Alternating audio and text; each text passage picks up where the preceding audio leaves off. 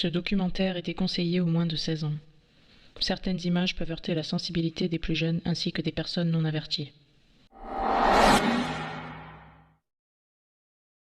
Put your loving hand out, baby, 'cause I'm begging.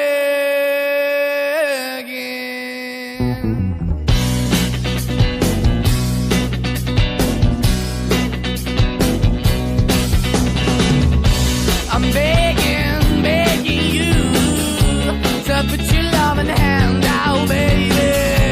I'm begging, begging you to put your loving hand out, darling. Riding high when I was king, I played it hard and fast 'cause I had everything. I walked away, you want me then, but easy come and easy go, and it wouldn't. So anytime I bleed, you let me go. Yeah, anytime I feel, you got me, no. Anytime I see, you let me know. But the plan and see, just let me go. I'm on my knees when I'm begging, 'cause I don't wanna lose you.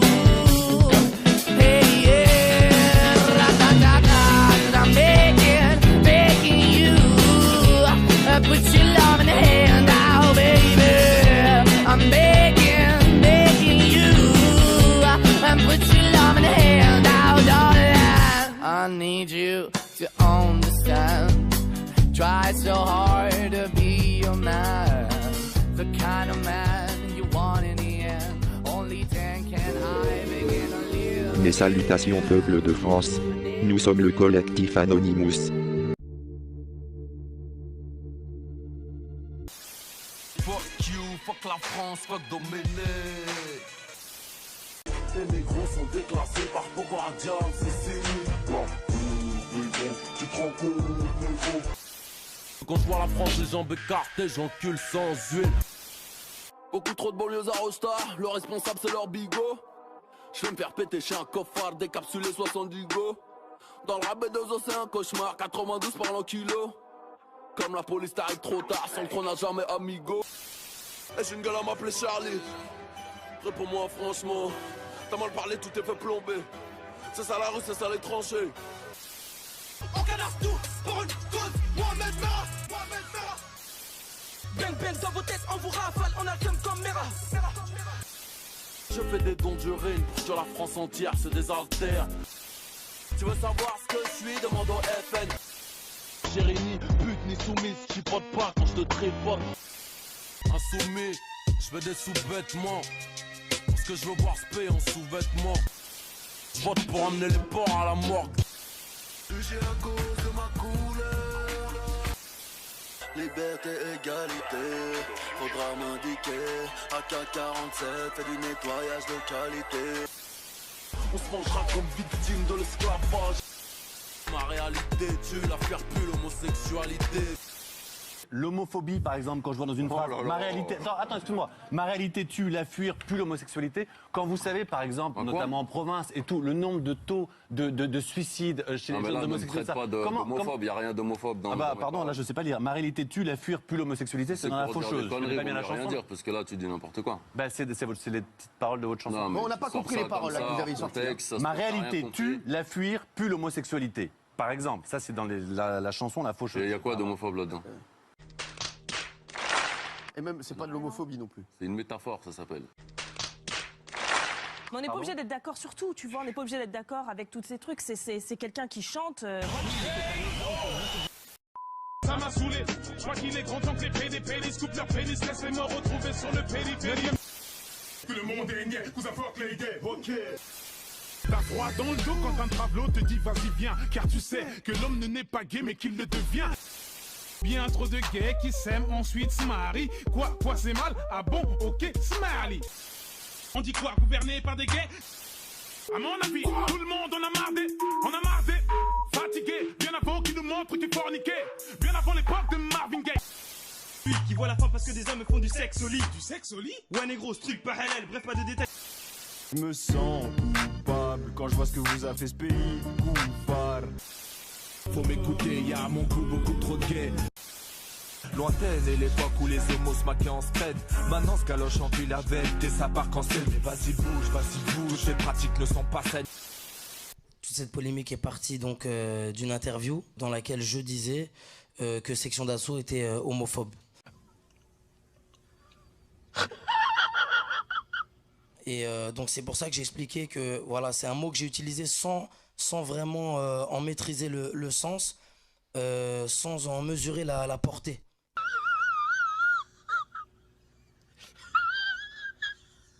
On m'a dit attention, homophobe c'est un mot lourd, donc voilà, est-ce que tu es vraiment conscient de ce que ça veut dire? Et donc voilà, là j'ai fait la démarche de vérifier donc dans le dictionnaire. Les flics fachorotissent, même les manchots m'applaudissent. Je vais rajouter du rouge sur ce putain de drapeau français. Un flic noir, et les gens fait du poulet boucané. Ma haine, je la sème à la peine, la den. Ça t'étonne, grosse bouffonne, je crame le gros cul de Marianne. Numéro 1 quand ça kickera, numéro 2 d'Al-Qaïda. J'ouvre une bouteille à chaque fois qu'il ferme le cercueil d'un flic. Maman, et si la police me coffre, c'est que t'as eu un bébé noir. Ça me débecte quand je vois que tu bidon lancer ses flèches sur deux mecs, sur la mec. Je préfère mourir plutôt qu'un mec me touche la bite. Le blanc rouge, je vais te baiser. Je suis venu t'annihiler. Jamais je ne serai intégré. Je ne serai jamais assimilé. Et alors? Non, mais... C'est normal, j'ai le droit. Je t'ai offert une dose pour m'offrir une gosse. État français, je lui fais sa fête, nique sa grand-mère le 14 juillet. Les gros pour enculer Marianne, vaut juste les papiers pour s'essuyer. La France, c'est un pays raciste à tes yeux. En même temps, on nous l'a prouvé il n'y a pas longtemps. Moi, pour moi, c'est un pays raciste. Ouais, c'est un pays raciste, c'est un pays hypocrite aussi. Vous êtes sérieux? Je vais aller me tatouer une fois gamé. Après cette fait sodomisée, je veux pas sentir un pédruquier. T'as une phase sur Ruquier sur l'épisode 8. Voir avec ces gens-là. Ok. J'ai rien à voir. Moi, j'ai rien à voir avec eux. Ils ont rien à voir avec moi. Même si ça te... Parce que ça... ça pour vendre 2-3 disques en plus, aller me mélanger avec des putes homosexuels, ça me dit rien. Bonsoir Paris.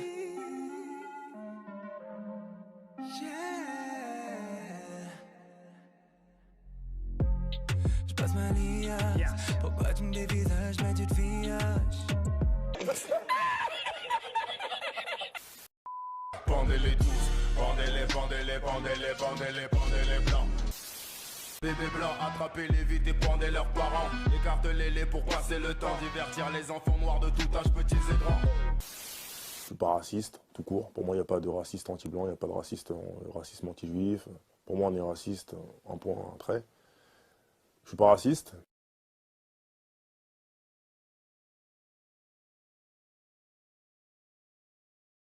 Une réaction suite à cette décision? Une déception. Comme j'ai dit, une déception par rapport au verdict qui a été rendu. Maintenant, on va faire appel de tout ça. Et puis voilà, je vais continuer à faire ma musique. Voilà. Donc, demain, un nouveau clip. Vendredi, mon nouvel album. Voilà, quoi qu'il arrive.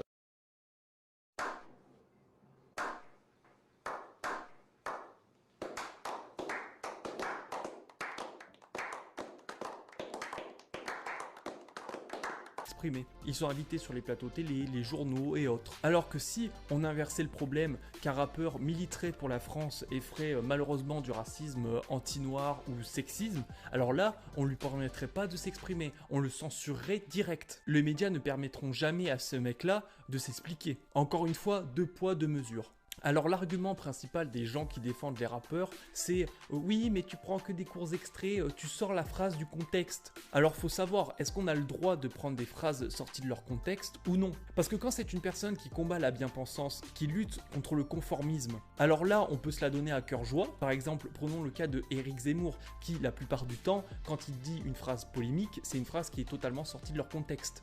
Mais alors lui, c'est pas très grave. Par contre, les rappeurs, c'est un peu grave. Je vais parler aussi de quelque chose qui m'énerve, et pour ce faire, on va prendre le cas de Booba et Karis. Alors pour ceux qui ne savent pas qui est Booba et Karis, c'était les deux rappeurs qui avaient provoqué une bagarre dans un aéroport il y a pas si longtemps que ça.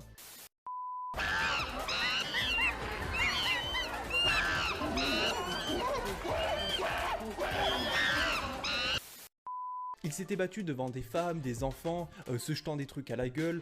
Ils ont même provoqué le retard de plusieurs avions parce qu'il y a des procédures en cas de crise comme ça au sein de l'aéroport. Ils ont aussi causé beaucoup de dommages dans les boutiques aux alentours. Bref, ils ont bien fait chier leur monde et suite à ça, ils ont pris un petit peu de sursis et une pichenette sur les doigts en leur disant il faut pas recommencer. Hein. Bref, je me suis intéressé à leur histoire et un petit peu à leur vécu et je suis tombé sur des choses très intéressantes. Un artiste atypique, même si la vie le ramène au cliché, à la violence liée à cette musique. Il y a 3 semaines, sa mère et son frère sont kidnappés. Les ravisseurs demandent au maître chanteur 500 000 €. La police intervient, tout finit bien. Alors Booba, le mec qui fait le caïd, le mec qui fait ouais je viens de la cité, je règle mes problèmes par moi-même, fuck la police, nique le système. Par contre, quand sa mère se fait kidnapper, alors là c'est allô la police, faut venir m'aider, je sais pas quoi faire. Et une fois que la police a libéré sa mère, et bah Booba il continue ses injures auprès du pays et de ses institutions. Mais le best, c'est le cas de Caris. T'as grandi à Sevran en 93, t'as commencé à faire du graffiti, du hip-hop. Un jour, tu te retrouves à te dire que tu vas partir en Côte d'Ivoire, et pile au moment où t'arrives là-bas, en 2003, c'est la guerre. Voilà. C'est la guerre. Comment on vit quand on arrive de banlieue et que la guerre éclate? Bah, tu sais, les histoires de banlieue et la guerre, c'est pas pareil. Hein. Tu vois, là, c'est la réalité. Là, il y a des chars qui passent dans la rue, t'entends des bruits, tu maigris, tu tombes malade. Hein. J'avais juste une idée en tête, c'était de rentrer en France. Et comment est-ce que t'as fait pour rentrer en France? Bah, en fait, je me suis débrouillé pour aller jusqu'à l'aéroport. À l'aéroport, j'ai vu des militaires français qui m'ont indiqué comment faire pour le 43e Lima, où je me suis retrouvé plus d'une dizaine de jours, à attendre qu'on me rapatrie en fait. Après ça, t'arrives à revenir en France? Ouais. Tu te remets dans le rap? Ouais. Et je l'insulte dans mes morceaux. Lui, la France le sort de la galère, lui sauve la vie quelque part, le rapatrie d'une zone de guerre. Et le mec, au lieu d'être reconnaissant envers la France, il balance des trucs du style « Le blanc rouge, je vais te baiser, je suis venu t'annihiler. Jamais je ne serai intégré, je ne serai jamais assimilé. » Quelle belle reconnaissance.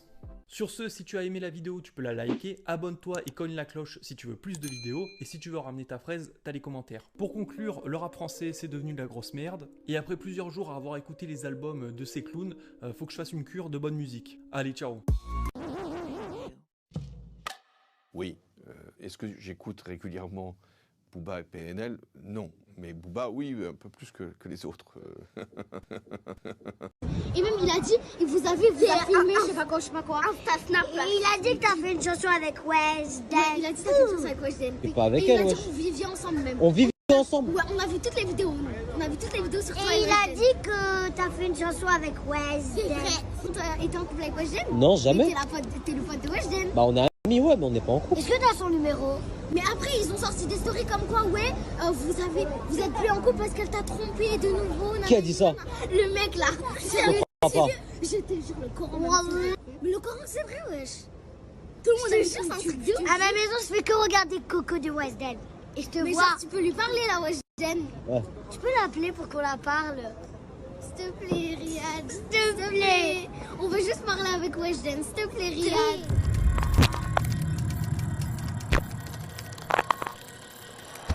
Assalamu alaikum, bonjour à tous, parlons bien, j'espère que vous allez bien. Alors les amis, je vous invite à partager fort cette vidéo qui je pense encore une fois va servir à beaucoup. Mais avant de commencer, je voulais vous dire encore une fois bravo, car malgré le boycott de YouTube, eh bien vous êtes une petite équipe solide qui fait le taf de partager. Et je tenais vraiment à vous remercier pour le travail que vous faites. Il faut savoir se montrer reconnaissant quand il le faut et je ne manquerai pas de le faire. Alors sachez que la dernière vidéo a une fois de plus dérangé au point que celle-ci a été signalée, comme vous pouvez le voir ici, pour les passages dans lesquels on pouvait voir le zinzin de l'espace qui faisait la promotion des points de deal. Voyez un peu l'hypocrisie de ces gens quand on sait que beaucoup de ces contenus, et je parle des originaux, sont encore sur YouTube sans subir la moindre restriction. Mais voilà, on préfère taire la vérité au profit de toute cette décadence, donc continuez à vous débattre, sachez que la vérité subjuguera toujours le mensonge. Et ça, quoi que vous fassiez. Dites-vous qu'ils ont été jusqu'à gonfler les vues de cette vidéo, comme je vous l'avais expliqué dans cette publication que vous pouvez voir dans l'onglet communauté sur ma chaîne, sans parler de tous ces commentaires envoyés massivement pour spammer et faire disparaître les vôtres. Voyez vous-même que c'est des centaines de commentaires qui n'ont aucun sens et que j'ai dû supprimer les uns après les autres. Mais bon, perso, ça ne me prend que quelques minutes, donc rien de méchant. Mais je remercie en tout cas ces personnes qui dépensent pour ma chaîne, car j'en attendais pas autant de votre part, vraiment. Ces gens sont quand même très très sournois comme vous pouvez le voir, car comme ils ne savent pas par où passer pour me dissuader de continuer, eh bien ils bidouillent mes statistiques dans l'espoir que YouTube supprime mes contenus. Et le prétexte pour YouTube, il sera vite trouvé. Achat de vues, achat de commentaires et j'en passe. Et sachez qu'il en faut beaucoup moins parfois pour se faire supprimer. Donc voilà, il fallait que je vous en parle pour que vous le sachiez. Mais en tout cas, je tenais vraiment à remercier tous ceux qui soutiennent par ne serait-ce qu'un petit like, un petit commentaire, car ce sont ces petits gestes qui aident fortement à faire connaître ce travail. Et surtout, à ce qu'on puisse former un gros bloc imposant qui, croyez-moi, tôt ou tard, fera trembler tous ces pervers hypocrites. Donc encore merci à vous. Alors les amis, pour cette vidéo, je me suis dit qu'avant même de reprendre la série des décryptages, qu'il était nécessaire que je vous fasse 2 vidéos qui pour moi sont vraiment essentielles pour comprendre les choses. Alors il y a celle-ci que vous écoutez et que j'ai intitulée La traîtresse bourgeoisie musulmane. Et il y en aura une seconde qui sera intitulée L'histoire du rappeur et du marabout. Et dans cette seconde vidéo, eh bien je ferai une nouvelle version de cette vidéo que certains parmi vous ont vu quand je l'avais postée il y a environ 2 ans et dans laquelle je détaillais le procédé employé entre rappeur et marabout. Ces 2 vidéos ont pour but de vous faire comprendre quelles sont les motivations de ces personnes qui de nos jours accélèrent le rythme pour rendre la jeunesse et même les moins jeunes complètement décadents de sorte à en pousser le maximum dans un puits sans fond. Et il y a une compensation pour eux à le faire et on va en parler. La réalité, c'est que le monde du rap, aussi tordu qu'il l'est, n'est pas orné que de satanisme. Non, il y en a à foison, mais pas que. En fait, beaucoup d'entre eux ne sont satanistes que par leur côté pernicieux. Et quand on dit d'une personne qu'elle est pernicieuse, eh bien c'est parce que celle-ci est nocive, dangereuse, nuisible pour la santé mentale de celui ou celle qui s'abreuve de ses paroles, voire même de ses pensées, ses agissements, ou encore même de son idéologie. Et il suffit d'écouter ce que vous racontent tous ces rappeurs aujourd'hui pour comprendre qu'ils ne vous proposent que l'égarement. Il n'y a que de l'incitation à la haine, au meurtre, à devenir des voleurs, des braqueurs, des dealers, des prostituées, des gens sans âme, les pires déchets de l'humanité, aussi bien hommes que femmes. Et il suffit de voir l'état dans lequel se trouvent les jeunes et même les moins jeunes de nos jours pour comprendre que le plan se déroule à merveille. Je vous invite à écouter une petite vidéo qui est très intéressante et qui vous explique à quel point se perdre dans tous ces contenus qui n'ont aucun sens peut être dangereux pour vous. Écoutez bien et on reprend tout de suite derrière. الراغب الأصبهاني ليس إعداء الجليس للجليس ليس إعداء الجليس الجليس بمعاشرته فقط بل بالنظر إليه يعني يؤثر الإنسان في غيره بالنظر الإنسان إذا صار نظره إلى بطالين صار بطال لكن إذا حفظ نظره من ذلك لم يقوى هذا المعنى في قلبه لذلك إذا تأملت عبادة حفظ النظر التي كانت عند السلف تجد فيها هذا المعنى أن إشغال النظر بغير ما ينفع إفساد للقلب ومن جملة إشغاله أن ينظر الإنسان إلى أهل الوقاحة وسيء السمعة والسفهاء والبلداء فهذا يطبع في قلبه صورتهم وهذا مما بلي به الناس ومنهم طلاب العلم في وسائل التواصل الاجتماعي الموجودة اليوم فكثير منها يتناقل أشياء من أحوال أهل الوقاحة وسيء السمعة والسفهاء والبلداء والأغبياء فإذا استحكم النظر فيها مرة بعد مرة انجرت هذه العلة إلى الإنسان. Ne restent pas dans la communauté. Il y a donc un processus d'assimilation et de disparition hors de l'État d'Israël considérable. Deuxièmement, en Israël proprement dit, se pose la question évidemment de la population juive par rapport aux populations environnantes, qui sont elles-mêmes de plus en plus nombreuses dans la région et qui, à échelle de 50 ans, seront non seulement plus nombreuses dans l'ensemble palestinien que dans l'ensemble israélien, et à l'échelle de 60 ou 70 ans, plus nombreuses sur le territoire israélien en population non juive qu'en population juive. Donc nous avons clairement à affronter le fait que la population juive est de plus en plus minoritaire, faible et en voie de disparaître.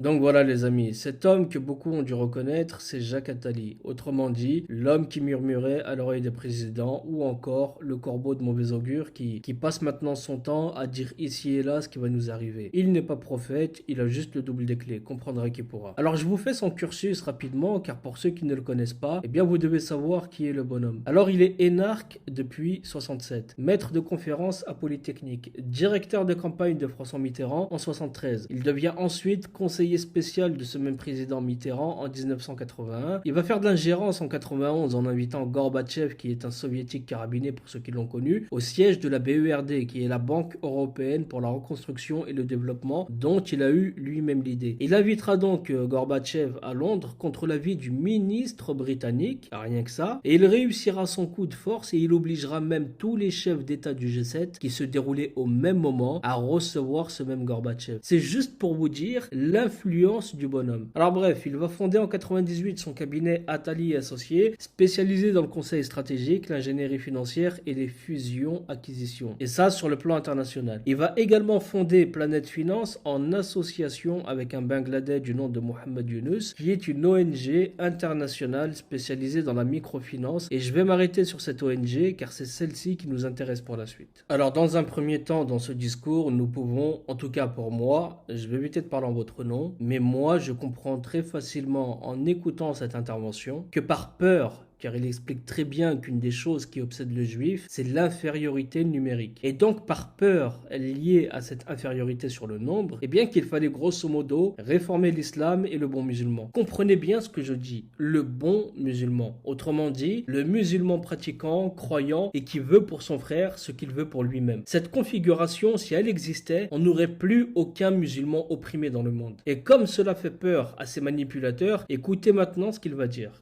Nous sommes aujourd'hui dans une période où il y a 5 ou 6 millions de musulmans en France. C'est une chance pour la France et il faut le considérer aussi comme une chance pour le judaïsme français et non pas comme une menace. Nous aurons un jour 3 millions de juifs en Europe, 50 millions de musulmans en Europe. Que faire face à cela? Sinon tout faire pour faire que cette relation soit une relation positive et non une relation antagoniste. L'identité juive, c'est d'abord une identité qui se construit dans son rapport à autrui, c'est-à-dire dans son rapport à ce qu'il peut apporter aux autres. Et je pense que nous avons, nous juifs de France, une responsabilité très particulière, qui est la responsabilité à l'égard des autres minorités en France. Nous sommes arrivés ici, les uns et les autres, dans des conditions plus ou moins faciles, certains très difficiles, certaines faciles. Nous savons ce que ça signifie d'être considéré comme étranger, nous savons ce que c'est que d'être considéré comme des gens mal acceptés. Nous devons aider les autres. Nous devons à tout prix aider les autres. Et d'abord, je crois qu'il est de notre responsabilité d'aider à concevoir, dans la conception française, un rapport à l'islam qui soit différent. À la fois parce que ça va nous aider en France, et parce que ça nous donnera un rôle pour aider à concevoir le rapport entre Israéliens et Palestiniens. Il nous importe, il est fondamental pour la survie d'Israël que les Palestiniens et les Israéliens s'entendent bien. Il est fondamental pour que cette paix ait lieu là-bas, qu'elle ait lieu ici.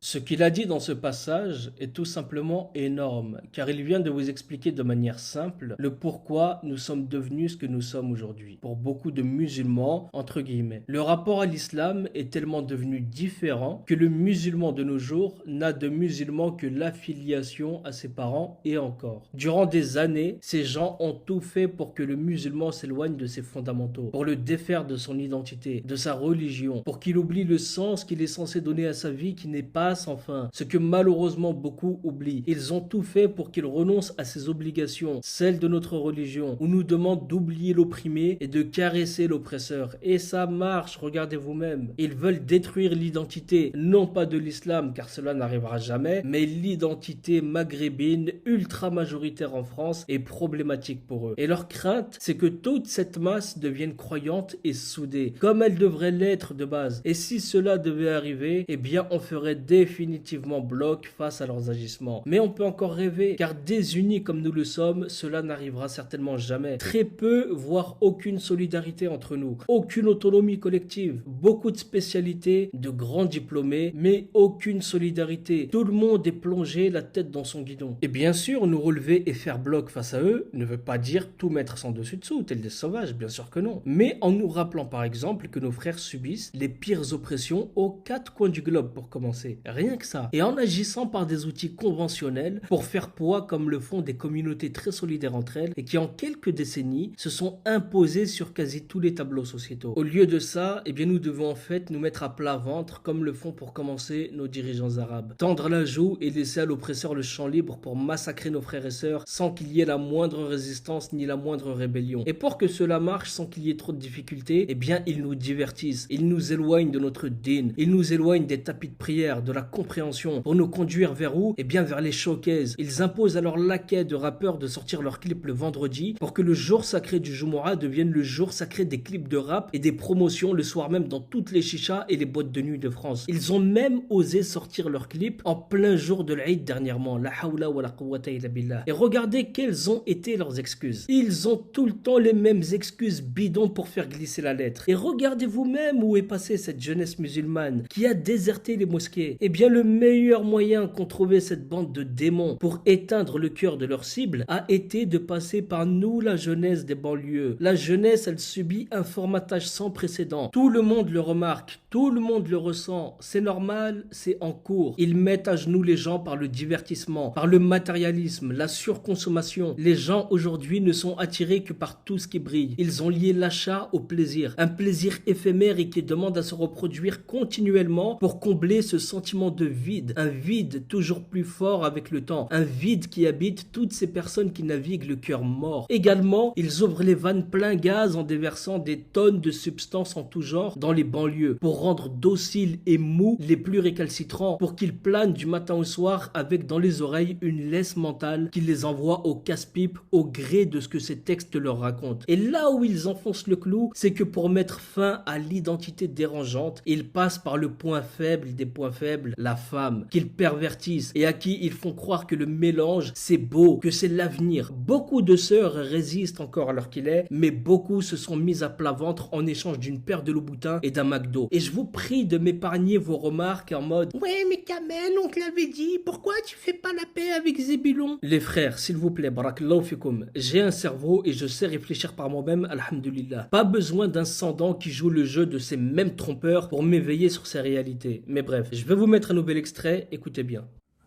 Il n'y aura pas naturellement d'intégration des communautés musulmanes si les musulmans ne font pas ce qu'il faut. Mais aujourd'hui, ils sont dans une situation très différente de la communauté juive. La communauté juive a bénéficié à la fin du XIXe siècle, et même dès le début du XIXe siècle, du fait qu'elle avait une bourgeoisie qui a pu prendre immédiatement en main cette intégration en créant des écoles, des associations, des organisations de travail qui ont pu organiser une sorte d'autogestion de l'intégration sociale. Il n'y a pas de bourgeoisie musulmane. Il est donc très important d'aider à la créer, de faire en sorte qu'elle se crée et de créer les conditions que le dialogue judéo-musulman aide à son renforcement.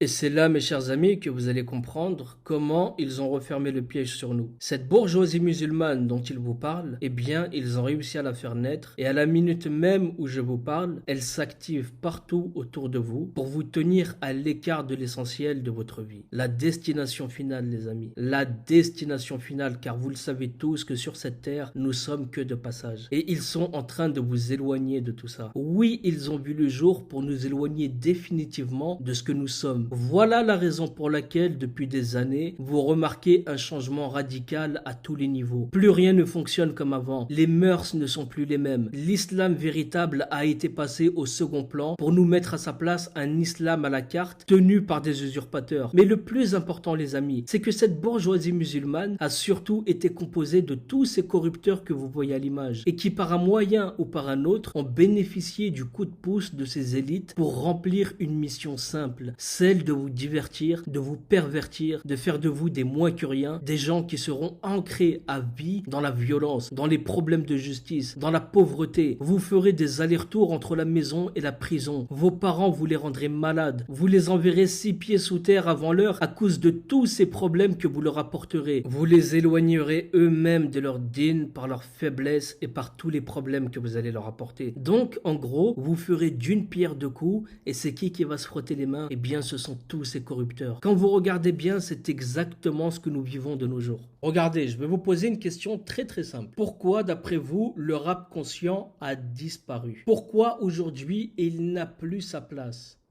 Eh bien, tout simplement parce qu'il ne remplit pas la tâche que ces gens-là veulent voir accomplie. Ce qu'ils veulent, c'est un chaos. Ils ne veulent pas d'une jeunesse qui étudie, qui comprend les choses, qui sera debout, fière d'elle, fier de ses origines. Non, ils veulent des petits merdeux qu'on peut en plus de ça instrumentaliser quand ça les arrange pour faire passer des lois ici ou là, ou encore pour martyriser une population. Eh bien, c'est possible grâce à ces traîtres, à ces capots, et à ces chiens d'enfer qui ont accepté la bourgeoisie au détriment de toute une jeunesse qu'ils détruisent jour après jour. Et pendant que eux encaissent cet argent plein de soufre, eh bien vous vous descendez à chaque fois un peu plus bas dans les abysses. Voilà qui sont les nouveaux bourgeois musulmans. On vous vide votre cœur de la parole d'Allah et on vous propose de votre parti la religion du Dieu argent, sans que vous ayez le Coran que vous êtes censé avoir dans le cœur par toute cette musique sale et perverse qui noircit votre cœur. Et quel meilleur moyen de faire passer cela que par des gens qui vous ressemblent, sous tous les angles en plus, histoire de bien vous attacher au poteau par cette fierté d'être de la même origine que ces menteurs trompeurs que sont les rappeurs. Il suffit de lire les commentaires sous tous les clips de rap pour voir qu'il n'y a aucun drapeau chinois ou encore brésilien. Ce ne sont que des maghrébins dans la globalité. Pour vous dire que les jeunes se sentent appartenir à une cause qui en fait est un redoutable piège. Une broyeuse qui les met en lambeaux jour après jour. Car plus vous vous enfoncez dans ce cercle vicieux et plus vous partez à la dérive, au large. Vous le savez quand même que dans un fleuve, à la mer, où vous voulez, il y a des courants qui emportent. Et quand vous n'êtes pas assez solide, assez bien ancré, eh bien vous partez à la dérive. Et même ceux qui ne vous ressemblent pas comme ce cure-dent jouent de la ruse en copiant vos codes. Celui d'imbécile atteint du syndrome du perroquet bourré qui répète inlassablement sur le Coran et Wallah du matin au soir. Et le pire, c'est que ça marche. Jusqu'au point que des victimes comme celui-ci qui ressemble à Tahiti Bob viennent salir les femmes maghrébines dans ses textes. J'en ai pas parlé, mais je sais très très bien ce qui se passe. Dites-moi maintenant si c'est eux qui assument vos problèmes quand vous en avez. Est-ce que c'est eux qui viennent consoler vos parents quand ces derniers sont au bout du rouleau à cause de vos problèmes? Des problèmes qui, je vous le rappelle encore une fois, viennent du fait que vous pompez comme des dingues tout ce que font ces rappeurs dans leurs clips alors que ce sont de véritables mythos qui n'ont jamais rien vécu. Est-ce que c'est eux qui prennent en charge les frais d'avocat, les frais de mandat quand vous êtes en prison? Est-ce que même vous les avez entendus une seule fois s'adresser à vous la jeunesse dans leurs interviews, vous qui les avez rendus riches? Est-ce qu'en retour vous les avez entendus une seule fois vous parler de comment vous en sortir, comment monter une affaire, comment rendre fiers vos parents? Ils ne vous parlent que de choses futiles qui ne vous servent à rien, de leur vie qui n'ont aucun sens. Réfléchissez bien à ce que je suis en train de vous dire car vous le savez dans le fond que c'est la vérité. Et si vous avez un doute de ce que je vous dis, alors écoutez bien ce qui va suivre car vous allez comprendre que ce piège est bien réel. Dans le CV de Jacques Attali, rappelez-vous bien que je me suis arrêté sur une ONG qu'il a créée du nom de Planète Finance. Cette ONG a eu pour but de faire sortir la mauvaise graine des banlieues pour que le plan marche à merveille. Et pour ce faire, Jacques Attali a fait entrer en tant qu'administrateur chez Planète Finance un monsieur du nom de Younes Bourimesh, une personne proche des rappeurs. Et ce dernier a même été jusqu'à créer avec son frère le fameux label Thérapie via lequel ils ont lancé le rappeur Caris, qui est devenu celui que vous connaissez aujourd'hui et qui lui aussi propose à ses auditeurs une carte sombre de la vie. Beaucoup d'argent a été déversé dans les quartiers pour faire monter ces corrupteurs et tout cela a été possible grâce à ces traîtres qui, en échange de la bourgeoisie, vous ont sacrifié vous. Et écoutez ce que disait ce rappeur à propos de ces traîtres qui ont rejoint Monsieur Attali.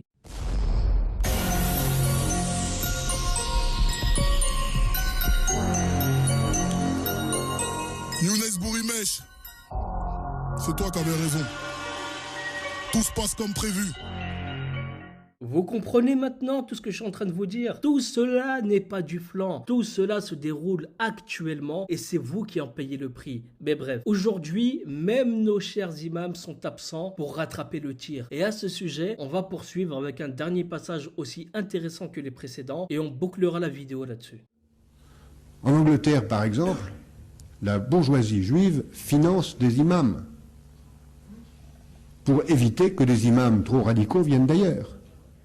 L'incarnation de la manipulation dans toute sa splendeur. Voilà, chers amis, ce qui s'est passé pour l'imama qui lui aussi a subi les mêmes réformes. Et sachez qu'il ne faut pas tomber dans le piège de ce chantage malsain qui consiste à faire taire via des raccourcis exagérés le premier musulman qui revendique un islam droit et sincère, sous prétexte qu'il ne plaît pas à certaines personnes clairement identifiées. Et bien sachez, chers frères et sœurs, que pour eux, le vrai islam et les combats qui l'accompagnent doivent disparaître. Ces imams nous rendent doux et dociles en nous parlant de choses complètement hors sol. Et si on doit ne serait-ce que regarder ce que nous vivons de nos jours, pour eux c'est simple, c'est soit vous renoncez à vos croyances, soit vous êtes des intégristes, des terroristes qui refusaient de vous ouvrir au nouveau monde. Un monde dans lequel le musulman est une serpillière sur laquelle n'importe qui peut s'essuyer à sa guise. Attali l'a dit lui-même dans son discours. Au Royaume-Uni, la bourgeoisie juive a financé des imams et c'est exactement ce qu'il s'est passé ici en France avec tous ces usurpateurs qui vous parlent de sujets complètement gravés dans la roche par le nombre de fois où ils ont été traités pour laisser de côté les sujets les plus brûlants qui, eux, sont essentiels à un musulman vivant dans une société aussi hostile que celle dans laquelle nous vivons. Et tout ça pourquoi? Pour affaiblir le musulman au profit d'un grand Israël qui se construit sous nos yeux et qui met nos frères et sœurs à feu et à sang. Les juifs sionistes ont compris qu'il fallait absolument investir dans toutes les sphères de la société, car l'important, ce n'est pas le nombre, mais c'est la position. Et en attendant, les imams de France qui mangent dans leurs mains font de nous des ignorants, égarés, bêtes et stupides. Et ces imams, vous les connaissez. Ils ont fait de YouTube leur nouvelle mosquée. Enfin bref, je vais m'arrêter ici parce que ça va pas plaire à certains. Donc voilà les amis, en espérant que cette vidéo a pu vous apporter quelque chose. Si c'est le cas, n'oubliez pas de la partager au maximum autour de vous et de laisser un avis juste en dessous. Je vous dis à très bientôt pour une prochaine vidéo. Prenez tous soin de vous et de vos proches. Assalamu alaikum, paix sur vous. Merci infiniment Hassen Chalgoumi. Je rappelle votre livre Pour l'islam de France avec la collaboration de Farid Hanash, le Cherche Midi. Vous avez compris que c'est un discours qu'on n'a pas forcément l'habitude d'entendre dans la bouche d'un grand représentant de l'islam en France. Merci infiniment. Est-ce que vous pouvez, pour terminer, regarder la caméra ici et dire tout de suite d'autres infos sur la chaîne info? Cette caméra-là. D'autres infos sur la chaîne info. À vous.